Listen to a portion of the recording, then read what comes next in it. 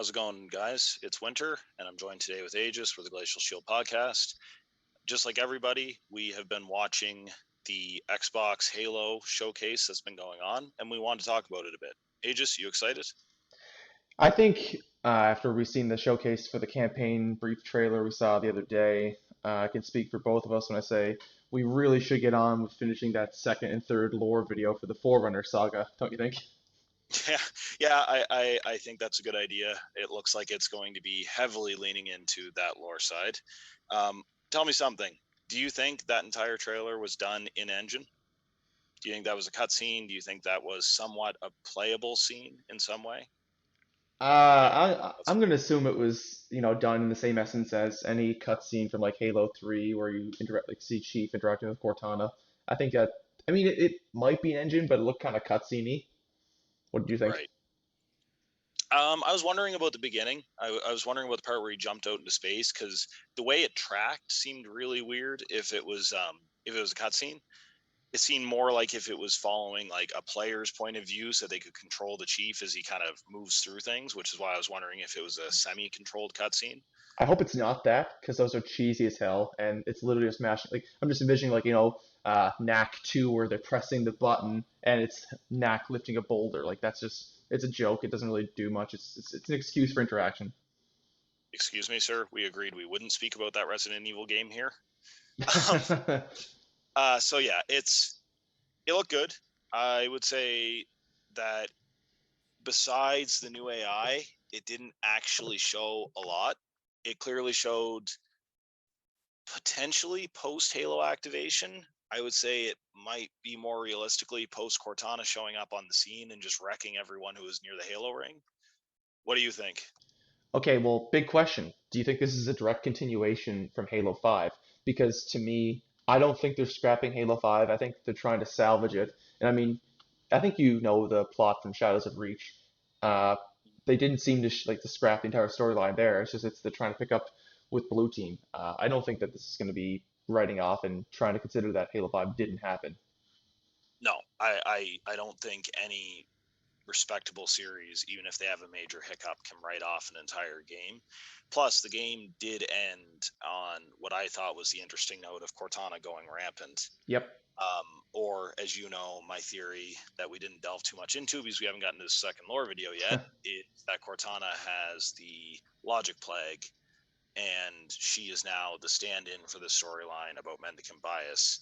And the new AI who we see, I'm guessing, is going to be offensive bias. Do you agree with that? I think it's really interesting. I know we briefly touched on this, before the call, but Cortana was just like not trapped by the grave mine between Halo 2 and 3 before Chief saved her in Cortana, the mission, but she definitely was there, and I definitely think she was either treated with a logic plague or she's a combination of that and/or rampancy is kind of making her just go nuts and wacky. So, same way they brought in offensive bias in the Forerunner saga, they're bringing in the weapon, i.e., new Cortana, to take care of old Cortana. Yeah, and this AI, for anyone who isn't aware yet, it appears this AI is very similar to offensive bias. It has what appears to be a more streamlined personality, the inability to protest against superiors, and it seems almost like an artificial inability to go against its requirements, even if it involves self-destruction. And that ties in quite clearly with the offensive bias versus mendicant bias storyline from the Forerunner saga. Cortana was allowed to have all of the liberty in the world to do whatever she wanted.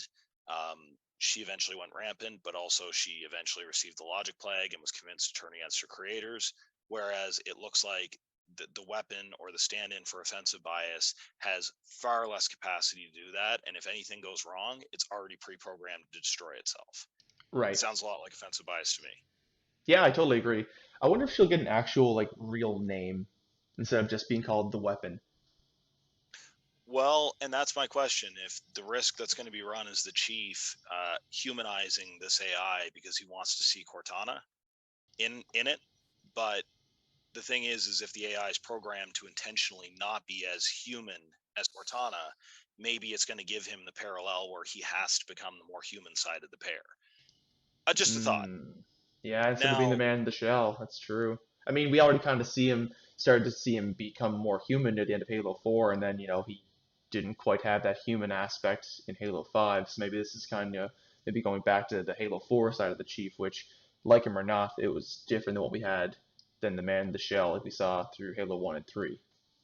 yeah, and I certainly appreciated in the cutscene at the beginning of the game that the chief appears to be very gentle with the corpses of the soldiers he runs into, the Marines. He almost like moves them aside and he carefully kind of places them out of his way rather than treat them like space debris.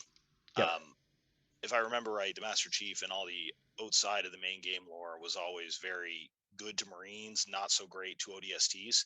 Um, but Yep. but I think the game is going to put that front and center. The Chief always had that more human side that the other Spartans didn't have. The other Spartans had a tendency, especially with civilians, not to treat other humans like equals and almost to see them as something that was in their way or at the most an objective to protect. And the Chief has been shown more than once to feel more sympathy and empathy towards civilians, soldiers, again, ODSTs, unless he gets into a boxing ring with them. Um, Knocks them the hell out. Kills them. Yep.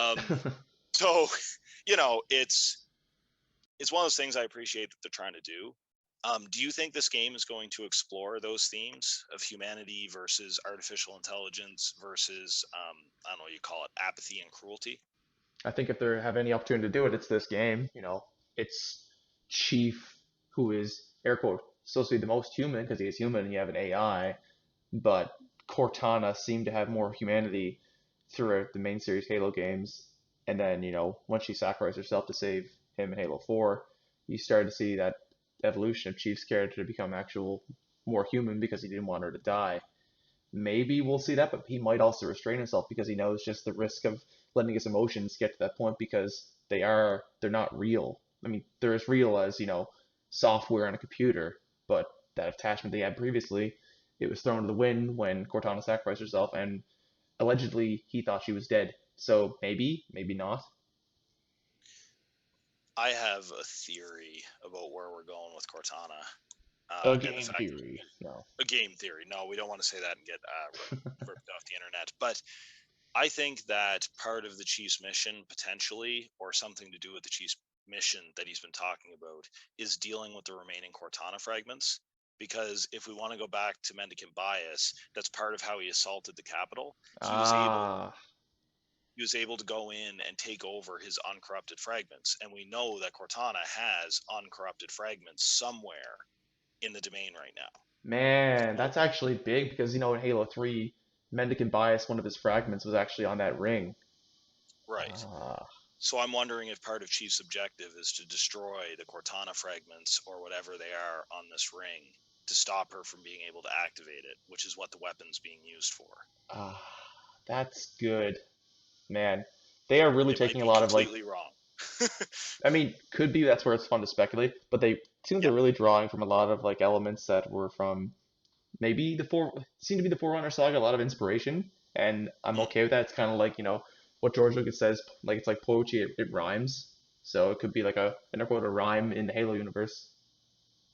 Oh, absolutely. And it could be mirroring. I think you just called it rhyming. It could be a good way to show a poetic situation in the setup.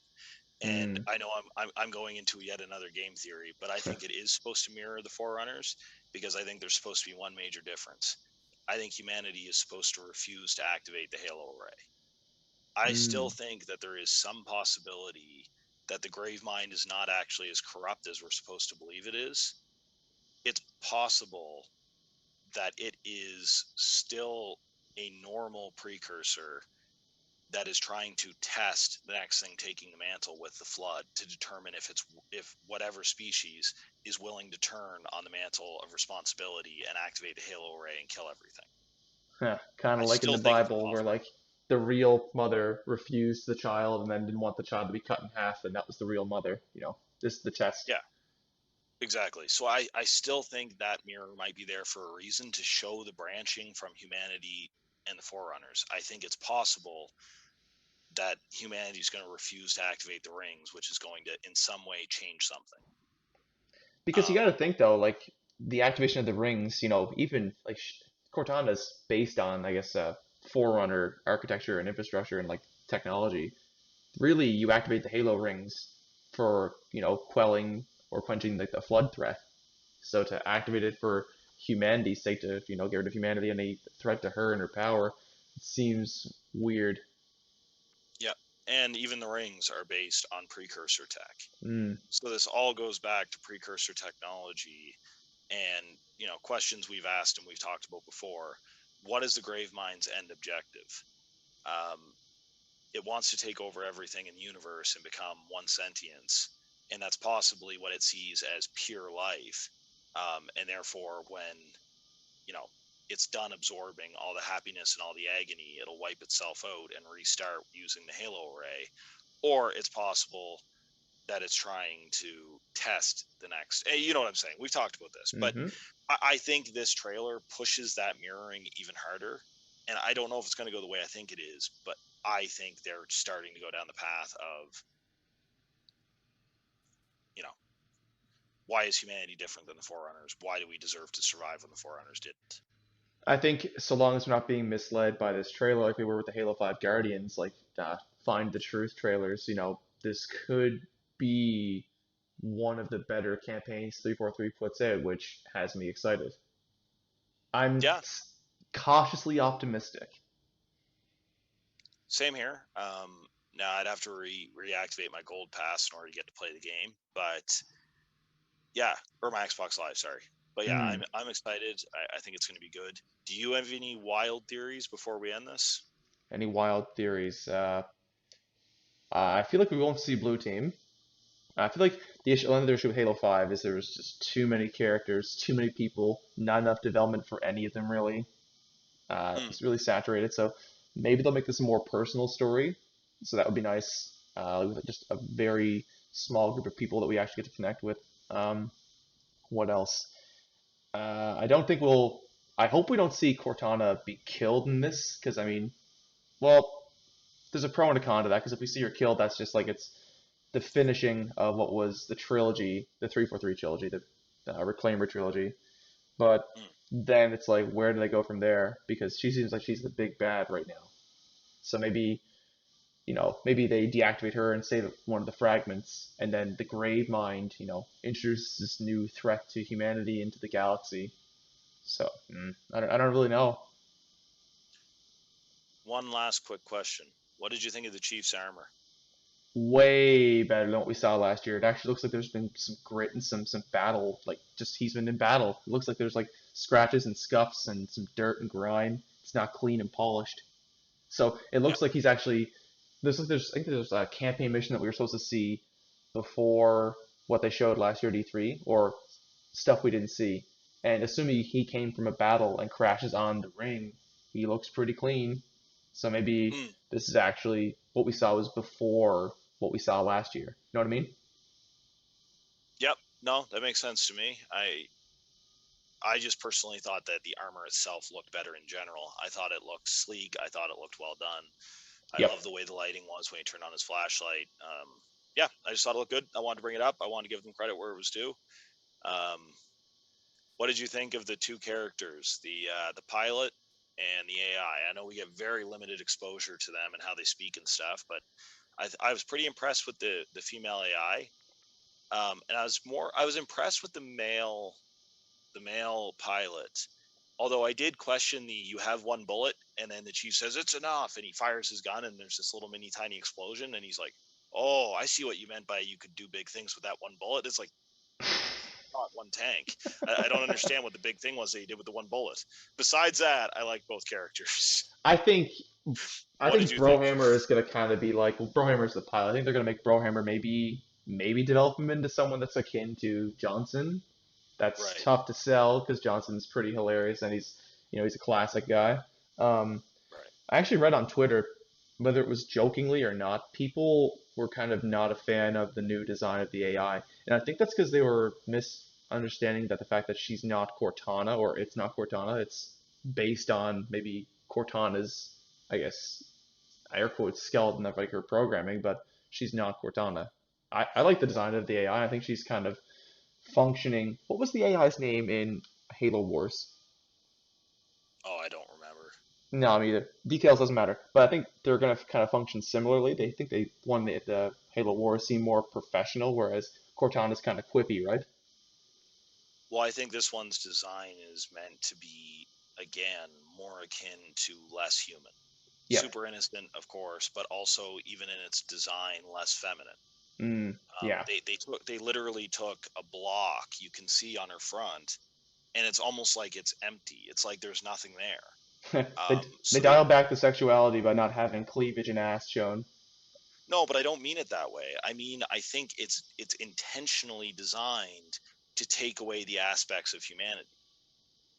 Yeah. They're literally making her as close to a shell as possible, so that the chief has something to interact with, but it's not something that comes across as fully human. Yeah. I'm not commenting on anything to do with sexuality in video games. I think it was a fully intentional thing that they basically took away almost all of her features. Mm. No, I agree. Yeah, Also, the chief is getting old at this point. He's probably getting close to 50, so he's got to be kept a little grounded, right? Like the AI is an AI; it's not human. Keep it as computer-like as possible. yeah. And also, I think he might be over 60. I'm not certain, but I think he might technically 60. be over 60. He might Yeah, be. I You're mean, right. you never know with cryo sleep and stuff, but I think technically he might be over 60. I didn't even consider Crossley. Right. Yeah, I mean, he gets 4 years taken off just because of the end of Halo 3 to Halo 4. That's also Um, true. Yep. so either way, I think we've psychoanalyzed this enough. We promise we keep this short, and I don't think we have. True. But I think we should call it there. That was a good deep dive. All right, guys, you have a good night. We will come back to you with those second and third lore videos. We're committing to getting them done before Halo Infinite comes out so that anyone who wants to see them can watch and catch up on lore. Aegis, you got anything left?